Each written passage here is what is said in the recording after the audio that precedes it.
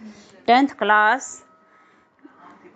Home science विषय पाठ 2 खाद्य वर्ग। तो प्रश्न नंबर 1 है, खाद्य वर्ग कितने प्रकार के होते हैं? खाद्य वर्ग का विस्तार पूर्वक वर्णन कीजिए। उत्तर, शरीर की दैनिक आवश्यकता के अनुसार हमारे शरीर को निम्नलिखित भोज्य तत्व चाहिए: कार्बोहाइड्रेट्स, प्रोटीन, खनिज लवण, वसा, विटामिन, जल व रेशेफोक। अब इसमें नंबर 1 है, हेडिंग है नंबर 1, हरी पत्तेदार और पीली सब्जियां। इस वर्ग में पालक, मेथी, सरसों का साग, चौलाई, बंद गोभी, मूली, गाजर, कद्दू, शलगम आदि आते हैं। पत्तों वाली सब्जियों में 90% पानी, 2% प्रोटीन, 4% कार्बोहाइड्रेट्स, आधा % वसा और शेष भाग लवण होते हैं। इन सब्जियों में विटामिन बहुत अधिक मात्रा में होती है। सब्जियों का सेवन करने से शरीर में कब्ज नहीं होती। कुछ सब्जियों को कच्चा ही खाना अधिक उपयोगी रहता है, जैसे गाजर, मूली, शलगम, खीरा, चुकंदर आदि। नंबर 2, फल। सब्जियों की अपेक्षा फल स्वास्थ्य के लिए अधिक गुणकारी होते हैं। फल भी शरीर की सफाई रखने व खाद्य वस्तुओं से पोषक तत्व निकालने में विशेष सहायक होते हैं। खनिज लवण, विशेषकर लोहा, हमें सेब, केले आदि से प्राप्त होता है। विटामिन सी सारे खट्टे फलों जैसे नींबू, संतरा, अमरूद, माल्टे आदि से प्राप्त होता है। आंवले में विटामिन सी सबसे अधिक होता है। सब प्रकार के फल हृदय के लिए हितकारी, रक्तवर्धक और पौष्टिक होते हैं। फलों में जल की पर्याप्त मात्रा होने के कारण यह शरीर में कब्ज नहीं होने देते, अतः मल त्याग में सहायता प्रदान करते हैं। प्रतिदिन पदार्थों में विभिन्नता लाने के लिए हमें अलग अलग फलों का चुनाव करके अपने स्वाद को भी बदला जा सकता है, अतः पौष्टिकता भी प्राप्त की जा सकती है। जैसे अंगूर, अमरूद, संतरा, अनार, सेब, केला, खरबूजा, तरबूज आदि। ऋतु अनुकूल फलों का सेवन अधिक करना चाहिए, क्योंकि वे सस्ते व पर्याप्त मात्रा में मिल जाते हैं। नंबर 3, अनाज व जड़ वाली सब्जियां। गेहूं, चावल, मक्की, बाजरा, जौ, ज्वार, आलू, शकरकंदी, चुकंदर आदि इसी वर्ग में आते हैं। यह खाद्य वर्ग शरीर में गर्मी व शक्ति पैदा करते हैं। हमारे भोजन में यह किसी न किसी रूप में अवश्य सम्मिलित किए जाते हैं। यही हमारा मुख्य भोजन कहलाता है। आटे को चोकर सहित ही प्रयोग करना चाहिए। पॉलिश किए हुए चावलों का प्रयोग नहीं करना चाहिए, क्योंकि पॉलिश किए हुए चावलों में विटामिन नष्ट हो जाते हैं। जड़ों वाली सब्जियां कार्बोहाइड्रेट्स व फोक प्रदान करती है, जिनके खाने से कब्ज नहीं होती। सब खाद्य पदार्थों में से अनाज का सर्वाधिक प्रयोग किया जाता है। नंबर 4, दूध तथा उससे निर्मित खाद्य पदार्थ। दूध को एक संपूर्ण आहार माना जाता है। इस वर्ग में दूध, मक्खन, घी, पनीर, मलाई, लस्सी व खोया आदि प्राप्त होता है। दूध में प्रोटीन, कैल्शियम, फास्फोरस, राइबोफ्लेविन नामक भोजन के तत्व प्राप्त होते हैं। दूध आसानी से पच जाता है, बच्चों के लिए बहुत आवश्यक है, क्योंकि इसे संपूर्ण आहार माना जाता है। दूध से शारीरिक वृद्धि व पुष्टि होती है। शाकाहारियों के लिए दूध की प्रोटीन सर्वोत्तम मानी गई है, क्योंकि दूध और उससे निर्मित खाद्य पदार्थों से उनके शरीर के लिए प्रोटीन वसा प्राप्त होती है। बढ़ते हुए बच्चों के लिए भी दूध आवश्यक है, क्योंकि उनकी हड्डियां बनने और बढ़ाने में कैल्शियम का अंश आवश्यक होता है। युवा अवस्था में भी दूध शारीरिक गठन में और वृद्धि में सहायक होता है। प्रौढ़ावस्था में शक्ति प्रदान करता है, अतः दूध हड्डियों, दांतों, पेशियों, स्नायुओं की दृढ़ नींव डालने में आवश्यक होता है।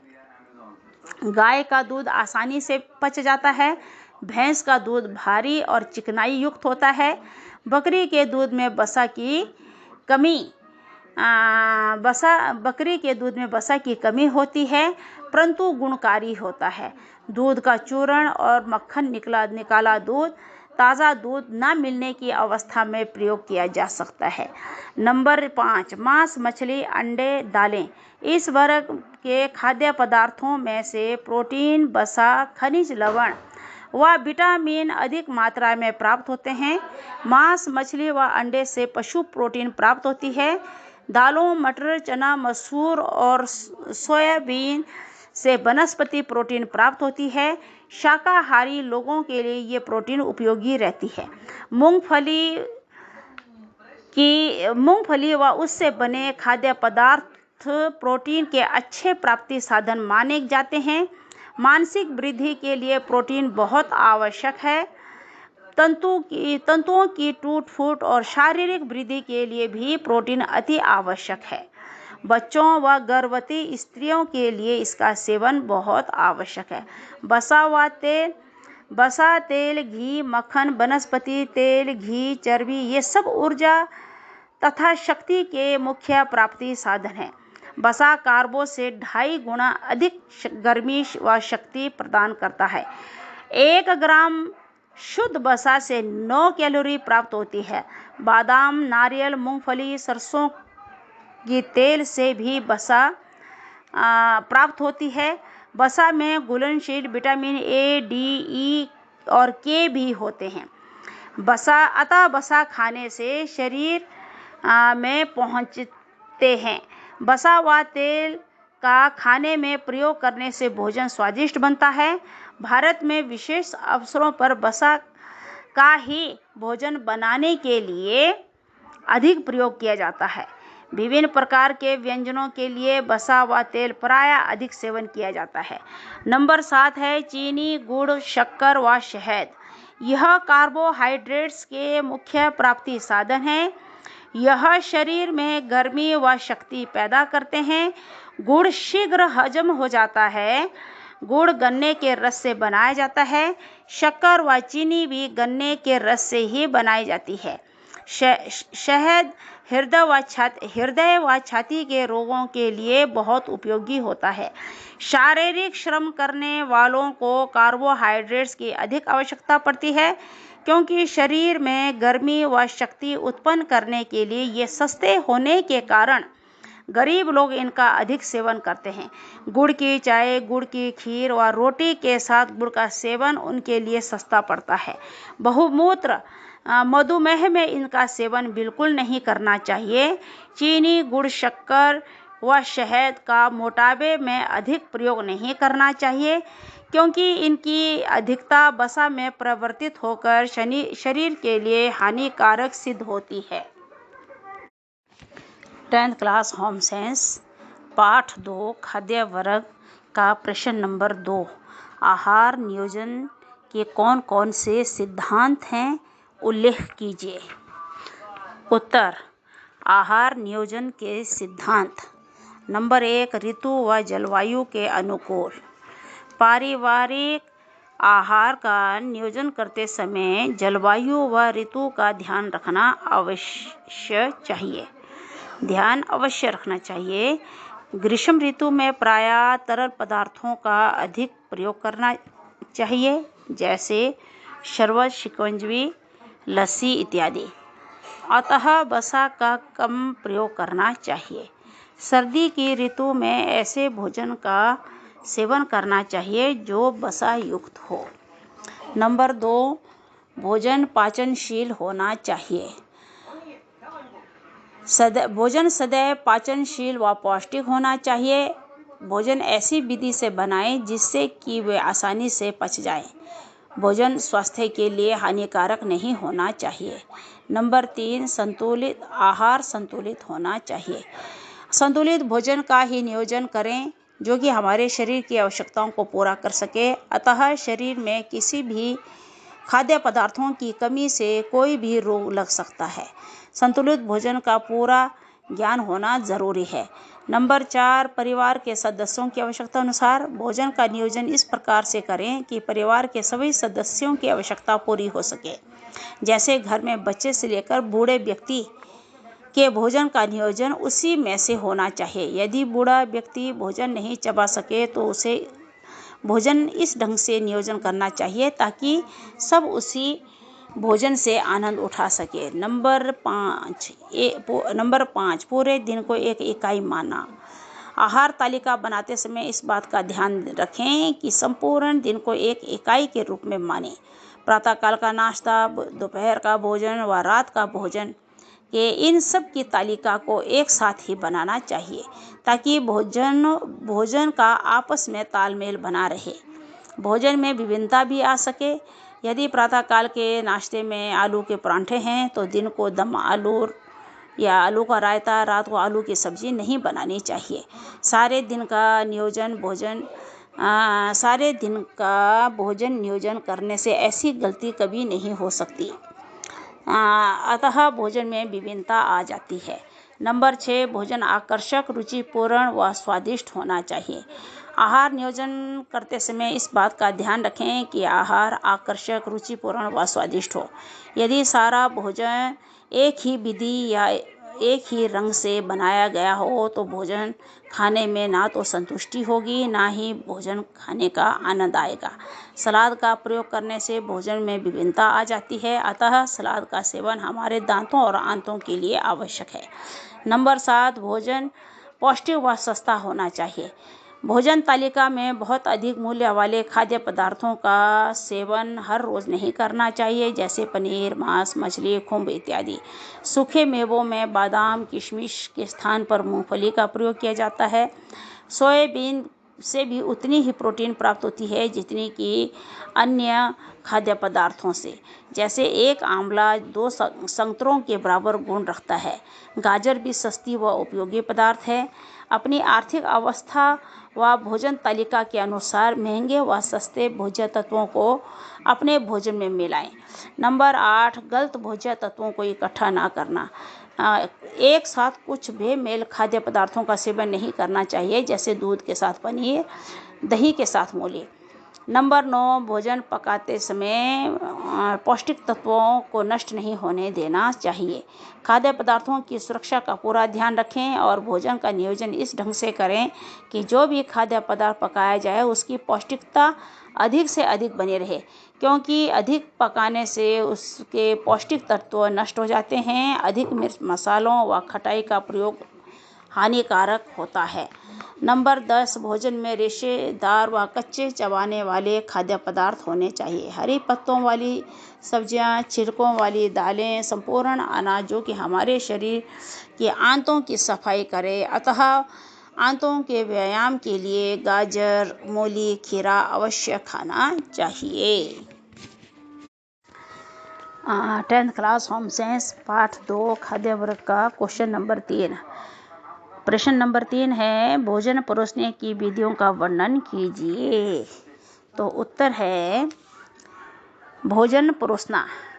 भोजन कितना भी स्वादिष्ट क्यों ना हो, यदि उसे ठीक ढंग से ना परोसा जाए तो भोजन खाने का आनंद ही नहीं आता। भोजन परोसना भी एक कला है। सुंदरता व सुव्यवस्था से परोसा गया भोजन मन को शांति व संतोष प्रदान करता है। भारतीय घरों में भोजन प्रायः 2 प्रकार से परोसा जाता है। नंबर 1, प्राचीन ढंग या भारतीय शैली। साफ फर्श पर आसन, चौकियां या पटरी लगाने के बाद थालियों में कटोरियां सजाकर भोजन परोसा जाता है। प्रायः खाना हाथ से ही खाया जाता है। अतिथियों के स्वागत के लिए फर्श पर रंगोली या अल्पना करते हैं।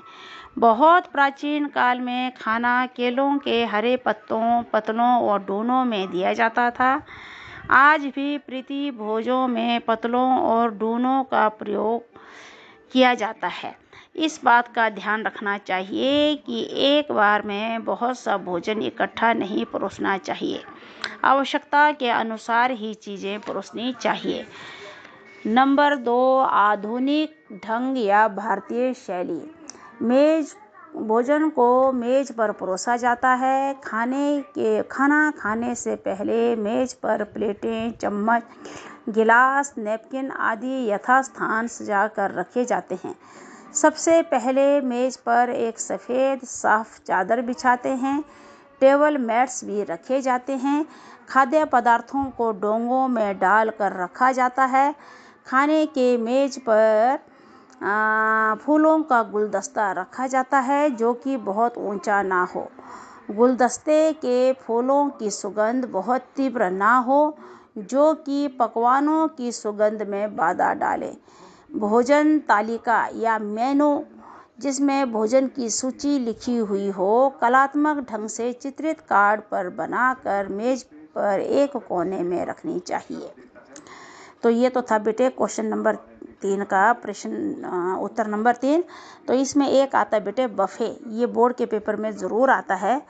तो बफे से क्या अभिप्राय है या बफे पर नोट लिखिए, इस ढंग से आता है। तो मैं बफे का भी रिकॉर्डिंग कर देती हूँ। तो बफे अतिथियों की मात्रा अधिक होने पर भोजन को मेज पर रख दिया जाता है। प्लेटों, चमचों, गिलासों को मेज पर सजा दिया जाता है। मेहमान अपनी प्लेट स्वयं उठाकर आवश्यकता के अनुसार अपने आप ही भोजन डालते हैं।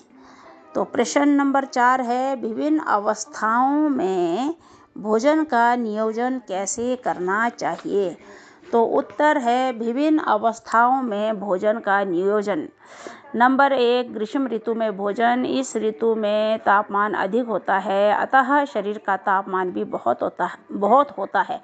इस ऋतु में भोजन का नियोजन इस प्रकार से रखना चाहिए। नंबर 1, भोजन जल्दी पचने वाला व थोड़ी मात्रा में होना चाहिए। नंबर 2, भोजन में अधिक मात्रा में वसा व प्रोटीन नहीं होने चाहिए क्योंकि ये शरीर में अधिक गर्मी पैदा करती है। नंबर 3, जिन खाद्य पदार्थों में जल, कार्बोज, खनिज लवण व विटामिन हो उस भोजन का अधिक से अधिक सेवन करना चाहिए, जैसे दूध, लस्सी, शिकंजवी, शरबत, फल, दही, स्क्वैश, चावल, दाल, हरी सब्जियां आदि।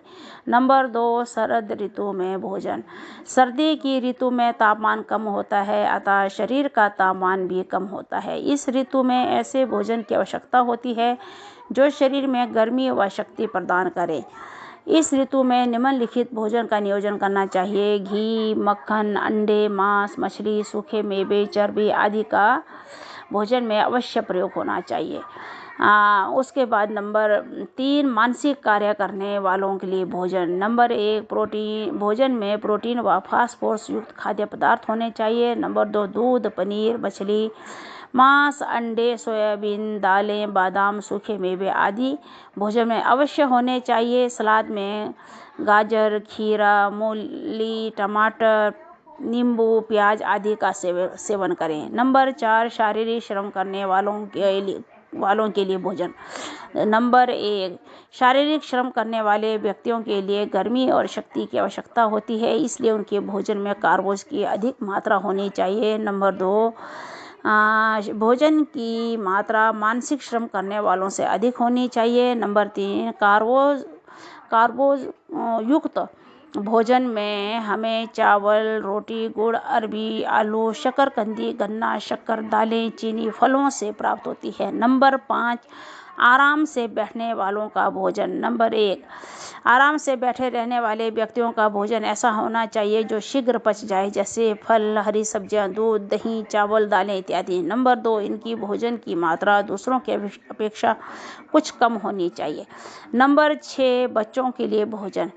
नंबर 1, बच्चों के शरीर की वृद्धि बहुत तेजी से होता है, उनके भोजन में प्रोटीन, विटामिन व खनिज लवण अवश्य होने चाहिए। नंबर 2, गर्मी व शक्ति प्रदान करने वाले वसा और कार्बोज की आवश्यकता होती है। नंबर 3, बच्चों को दूध, मांस, मछली, अंडे, पनीर, सोयाबीन, दालें, अंकुरित चने, हरी सब्जियां, फल, सूखे मेवे देने चाहिए। नंबर 7, दूध पिलाने वाली माताओं व गर्भवती महिलाओं के लिए भोजन।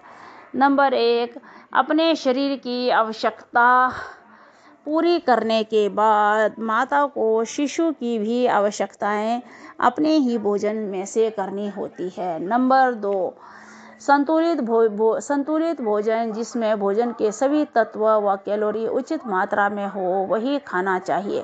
दूध, दही, हरी सब्जियां, फल, घी, अंडे, सलाद, मांस, मछली, सोयाबीन, पनीर, दालें, चावल, गेहूं का सेवन करना चाहिए। नंबर 8 बूढ़े व्यक्तियों के लिए भोजन। नंबर 1 बूढ़े व्यक्ति को भोजन की थोड़ी मात्रा की आवश्यकता होती है। इस अवस्था में पाचन शक्ति प्रायः कमजोर हो जाती है। इनके भोजन में प्रोटीन व वसा की अधिक आवश्यकता नहीं होनी चाहिए। नंबर 2 भोजन ऐसी विधि से पकाया हुआ होना चाहिए जो कि नरम हो और आसानी से पचाया जा सके, क्योंकि इस अवस्था में प्रायः दांत भी कमजोर हो जाते हैं। नंबर 9 रोगी के लिए भोजन। रोगी के लिए ऐसा भोजन होना चाहिए जो आसानी से पच जाए। डॉक्टर के आदेश अनुसार रोगी का भोजन बनाना चाहिए। रोगी की पाचन शक्ति कमजोर होती है, इसलिए रोगी को भोजन देते समय भोजन की मात्रा का ध्यान रखें। फलों का रस, जौ का पानी, फटे दूध का पानी, अंडे का फ्लिप, सब्जियों का सूप, टमाटर का सूप, अंडे का पौच, मीट, चिकन का सूप, उबली हुई सब्जियां, उबला हुआ अंडा रोगी को देना चाहिए। नंबर 10 खिलाड़ियों के लिए भोजन। खिलाड़ियों के लिए गर्मी और शक्ति की आवश्यकता होती है। उनके भोजन में कार्बोहाइड्रेट्स पर्याप्त मात्रा में होने चाहिए। खिलाड़ियों के लिए अधिक भोजन की आवश्यकता होती है। भोजन संतुलित होना चाहिए। विटामिन व खनिज लवण भी भोजन में पर्याप्त मात्रा में होने चाहिए। नंबर 11 स्कूल जाने वाले बच्चों का भोजन। स्कूल जाने वाले बच्चों को अधिक मात्रा में प्रोटीन, विटामिन, खनिज लवण की आवश्यकता होती है। स्कूल जाने वाले बच्चों को बांधा हुआ भोजन जिसमें सूखी सब्जी का आयोजन हो देना चाहिए। तली वाली सब्जी से किताबें खराब होने का डर रहता है। बच्चे की वृद्धि बहुत तेजी से होती है, उन्हें भूख भी जल्दी लगती है। उन्हें पर्याप्त मात्रा में भोजन की आवश्यकता होती है। दूध उनके भोजन में अवश्य सम्मिलित होना चाहिए। सोयाबीन, अंकुरित चने व दालें, गाजर, आंवले, लस्सी, मूंगफली, हरी सब्जियां आदि सस्ती होती हैं, अतः भोजन में प्रोटीन, खनिज लवण व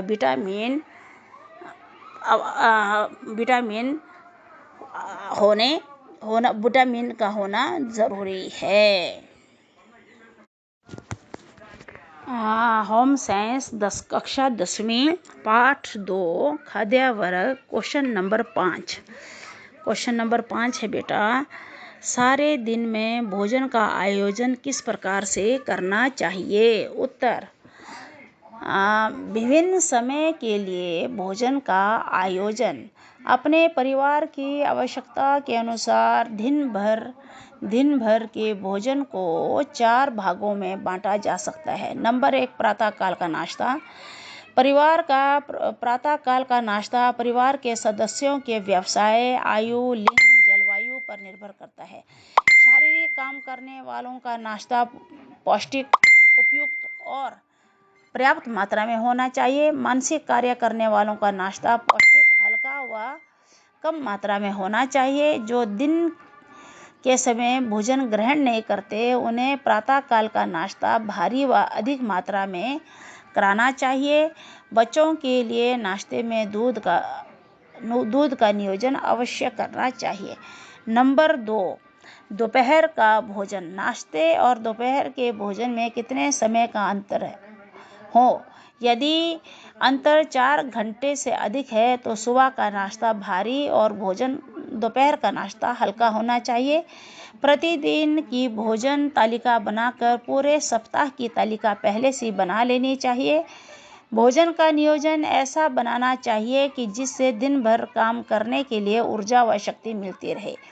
व्यक्ति के व्यवसाय, जलवायु, स्वास्थ्य, लिंग, जलवायु व भोजन संबंधी आदतों का विशेष ध्यान रखना चाहिए।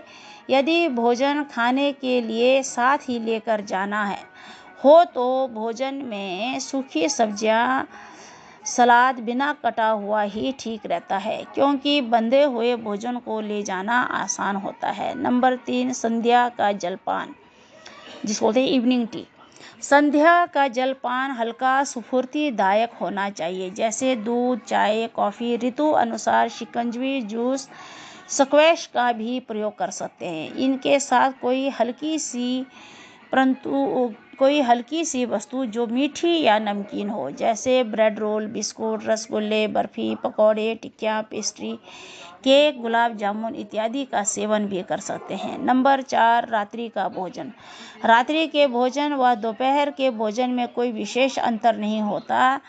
रात के भोजन में भी वे सभी खाद्य पदार्थ सम्मिलित किए जाते हैं जो दोपहर के भोजन में प्रायः होते हैं, जैसे चावल, दाल, तरी वाली सब्जी, सूखी सब्जी, रायता, सलाद, मीठे व्यंजन, पापड़ इत्यादि। रात का भोजन सोने से कम 2 या 3 घंटे पहले खाना चाहिए। रात के भोजन में प्रोटीन अवश्य होनी चाहिए, क्योंकि सारा दिन काम करने के कारण टूटने फूटने वाली कोशिकाओं की पूर्ति प्रोटीन ही करती है। इसका ये अभिप्राय नहीं है कि भोजन बहुत प्रोटीन युक्त और भारी हो। यह दोपहर के भोजन से थोड़ा हल्का होना चाहिए, नहीं तो रात को भोजन अपचन पैदा कर देता है। अब लास्ट है खाली स्थान भरो। तो खाली स्थान भरो में नंबर 1, सब्जियों का सेवन करने से शरीर में डैश डैश नहीं होती, कब्ज। नंबर 2, दूध को एक डैश डैश तथा आदर्श आहार माना जाता है, संपूर्ण। नंबर 3, शाकाहारियों के लिए डैश डैश की प्रोटीन सर्वोत्तम मानी गई है, दूध। नंबर 4, वसा कार्बों से डैश डैश गुना अधिक गर्मी व शक्ति प्रदान करती है, 2.5। और नंबर 5, पकाते समय डैश डैश तत्वों को नष्ट नहीं होने देना चाहिए, पौष्टिक। ये तो था बेटे लेंथी क्वेश्चन और खाली स्थान। उसके बाद बेटे जो मैंने लेंथी क्वेश्चन जो है मैंने ज़्यादा जो काटा नहीं है, रिकॉर्डिंग शॉर्ट में नहीं किया है। जैसे मान लो मैंने पूरा जो ही आपको दे दिया। क्यों पूरा रिकॉर्डिंग मैंने इसलिए किया है, इसमें बहुत ही शॉर्ट्स क्वेश्चन आते हैं जो 10वीं के बोर्ड के पेपर में आते हैं, तो इसलिए मैंने पूरा किया है। तो आपने जो है जब भी आप उस अपने नोट्स को पढ़ेंगे तो ध्यान रखना। तो क्वेश्चन है, भोजन परोसते समय किन किन बातों का ध्यान रखना चाहिए। इसको मैं अभी रिकॉर्डिंग कर देती हूँ, ठीक है। भोजन परोसते समय किन किन बातों का ध्यान रखना चाहिए, ये बोर्ड में आता है, बहुत ही कंपलसरी क्वेश्चन है। उत्तर है, भोजन परोसते समय निम्नलिखित बातों का ध्यान रखना चाहिए। नंबर 1, भोजन परोसते समय सदैव स्वच्छ वस्त्र पहनने चाहिए। नंबर 2, भोजन को सदैव कड़छी या चम्मच के साथ परोसना चाहिए। नंबर 3, यदि भोजन को थाली में परोसना है तो तरी वाली सब्जियों, खीर, रायता आदि को सदैव कटोरियों में परोसना चाहिए। नंबर 4, भोजन परोसते समय ना तो परोसने वालों के वस्त्रों पर और ना ही भोजन करने वालों के वस्त्र पर गिरना चाहिए। नंबर 5, भोजन को आकर्षक बनाने के लिए सलाद को सुंदर ढंग से काट कर सजाना चाहिए। नंबर 6, अचार, चटनी, मिर्च, नमक मेज के एक और अवश्य रखने चाहिए। नंबर 7, भोजन परोसते समय सदैव प्रसन्न रहना चाहिए। खाना खाने का वातावरण बहुत शांतिमय और स्वच्छ होना चाहिए ताकि भोजन अच्छी तरह से खाया जा सके। किसी भी दुखद वाली बातों की चर्चा नहीं करनी चाहिए। नंबर 8, भोजन खाने के बाद हाथ धुलवाने का उचित प्रबंध होना चाहिए। साबुन, पानी, तौलिया एक ही स्थान पर रखे होने चाहिए। नंबर 9, भोजन खाने के बाद एक प्लेट में इच्छा या खाने की आदत के अनुसार इलायची, पान, सौंफ, मिश्री इत्यादि रखनी चाहिए। ये तो था बेटे शॉर्ट्स क्वेश्चन। इसके अलावा ये क्वेश्चन तो मैंने आपको रिकॉर्डिंग कर दिया। आगे है बेटे, ग्रीष्म ऋतु में कैसा भोजन होना चाहिए। वो जो मैंने आपका क्वेश्चन नंबर जो है क्वेश्चन नंबर 4 है ना, विभिन्न अवस्थाओं में भोजन का नियोजन कैसे करते हैं, इसमें आ जाता है ग्रीष्म ऋतु में भोजन कैसा होना चाहिए।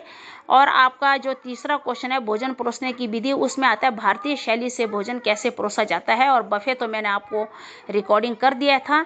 और आपका फर्स्ट क्वेश्चन है, उसमें आता है दूध और दूध से निर्मित खाद्य पदार्थों का क्या अभिप्राय है। तो बेटे मैंने आपका रिकॉर्डिंग जो है पूरा इसलिए किया है ताकि आप जो शॉर्ट्स क्वेश्चन जो है आप इसी में से जो है याद करके निकाल सकें।